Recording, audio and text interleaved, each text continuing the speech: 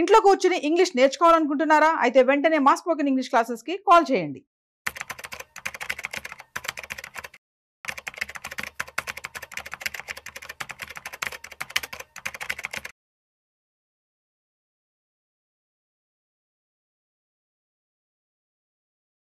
Welcome to Vishnu talks. నేను మీ విష్ణు. ప్రస్తుతం నాతో పాటు founder and CEO of wealth tree group Dasari Prasad గారు ఉన్నారు. వారితో మాట్లాడదాం.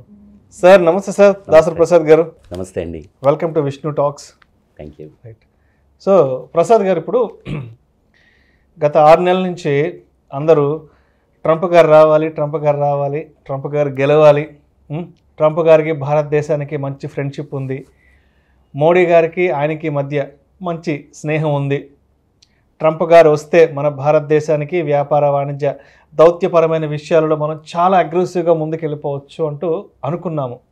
సరే, మొత్తానికి ట్రంప్ గారు వచ్చారు. రెండవసారి 47వ అమెరికా అధ్యక్షుడిగా ఆయన కూడా అధికార పగ్గాలు చేపట్టారు. అంతా బాగానే ఉంది. సో ఏంటి నెక్స్ట్, అసలు ట్రంప్ గారితో మన మార్కెట్లకి ఎలా ఉండబోతోంది? ఫర్దర్గా మోడీ గారి ట్రంప్ గారి ఈ ఫ్రెండ్షిప్ ఈక్వేషన్ ఏదైతే ఉంది, ఈ ఫ్రెండ్షిప్ కెమిస్ట్రీ అనేది ఇండియన్ మార్కెట్స్కి ఏమైనా కలిసి వచ్చే అవకాశం ఉందంటారు అసలు? యా, బేసికల్గా మోడీ అండ్ ట్రంప్ వీళ్ళిద్దరి గురించి మాట్లాడితే ఇద్దరిలోనూ చాలా కామన్ లక్షణాలు ఉన్నాయి. ఒకటి వచ్చేసేసి ఇద్దరు మంచి దేశభక్తులు, దేశం ఫస్ట్. అంటే ఇప్పుడు ట్రంప్ వచ్చినప్పుడు కూడా మీకు ఏ వీడియోలో చూడండి, అమెరికా ఫస్ట్. సో ఇది ఈవెన్ మోడీ గారికి కూడా, మోడీ గారు దిగ్విజయంగా 3 సార్లు ఎన్నికవడానికి కూడా అదే కారణం. అంటే ఒక దేశ నాయకుడికి లేదంటే ఒక రాజకీయ నాయకుడికి ఉండాల్సిన మొదటి లక్షణం తన రాష్ట్రం పట్ల, తన దేశం పట్ల ప్రేమ, భక్తి కలిగి ఉండాలి. అదొకటి. అపార్ట్ ఫ్రమ్ దట్ ఇద్దరిలో ఉన్న ఒక కామన్ లక్షణం ఏంటంటే ఇద్దరు బిజినెస్ మైండ్స్. అంటే బేసికల్గా క్యాపిటలిస్ట్ థింకింగ్. సో బిజినెస్ ఎలా చేయాలి, ఎవరితో చేయాలి, ఎందుకు చేయాలి, వీళ్ళిద్దరికి తెలిసినంత బాగా బహుశా ప్రపంచంలో మిగతా ఎవరికి తెలియకపోవచ్చు. అలాగే చొరవ చూపించడం. అంటే ఏ విషయాన్నైనా అగ్రెసివ్గా వెళ్ళి మాట్లాడి సాల్వ్ చేసుకుని వాళ్ళకు అనుగుణంగా మలుచుకోవడం. ఈ క్వాలిటీలో కూడా మోడీ గారు అండ్ దెన్ ట్రంప్ గారు ఇద్దరు ఒకలానే బిహేవ్ చేస్తారు. ఎలా ఉందంటే మనకు ఒక సామెత ఉంటుంది, చూసి రమ్మంటే కాల్చేస్తారు. అంటే అంత ఇన్వాల్వ్మెంట్ ఉంటుంది వర్క్ పట్ల, వాళ్ళ వర్క్ పట్ల తీసుకునే ఇన్వాల్వ్మెంట్ ఎలా ఉంటుందని ఉంటుంది.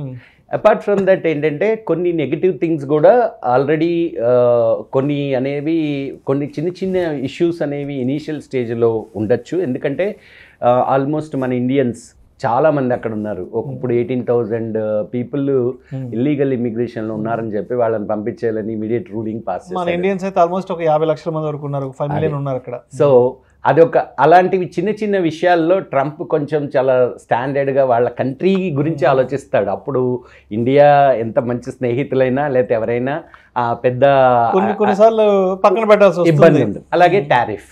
బేసికల్గా ఏంటంటే అమెరికన్ ఎకానమీ అనేది డీప్ ట్రబుల్స్లో ఉంది.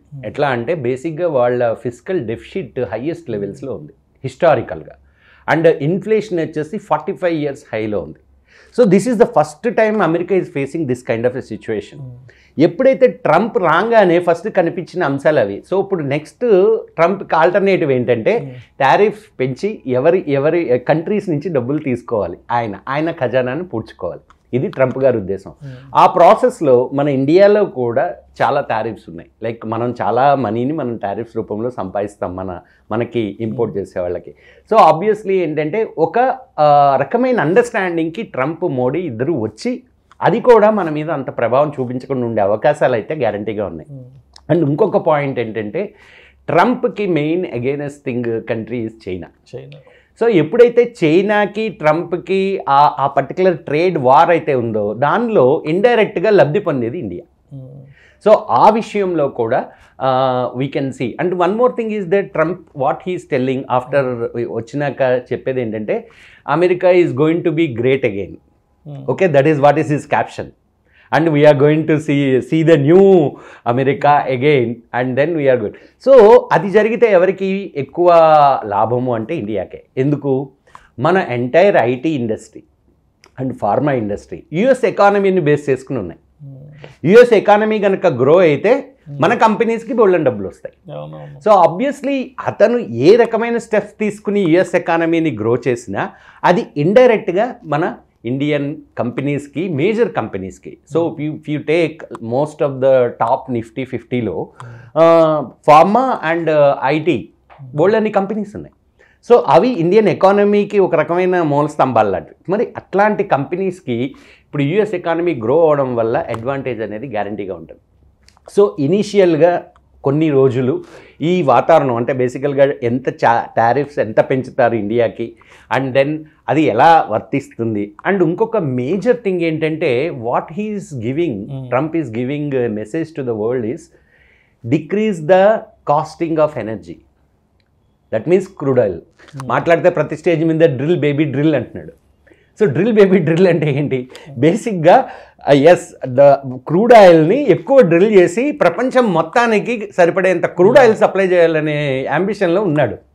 అప్పుడు ఫస్ట్ అడ్వాంటేజ్ అగైన్ మనకెందుకు ఆల్మోస్ట్ మోర్ దెన్ 85% మన క్రూడ్ ఆయిల్ మనం ఇంపోర్ట్ చేసుకుంటాం. That the biggest burden for India and biggest problem for India.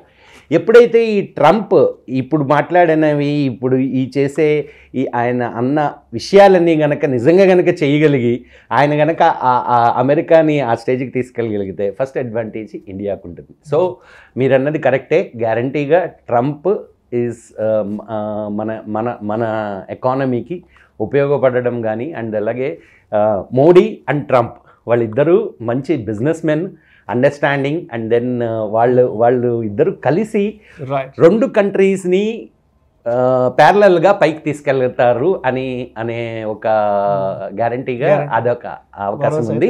And బిగినింగ్లో కొన్ని చిన్న ఇబ్బందులు ఉన్నా లాంగ్ టర్మ్లో ట్రంప్ అండ్ మోడీ రిలేషన్షిప్ కానీ అండ్ ప్రజెంట్ జరుగుతున్న ఇది కానీ ఇండియాకి చాలా మంచిదని చెప్పుకోవాలి. Thank you sir. Thank you so much. Thank you.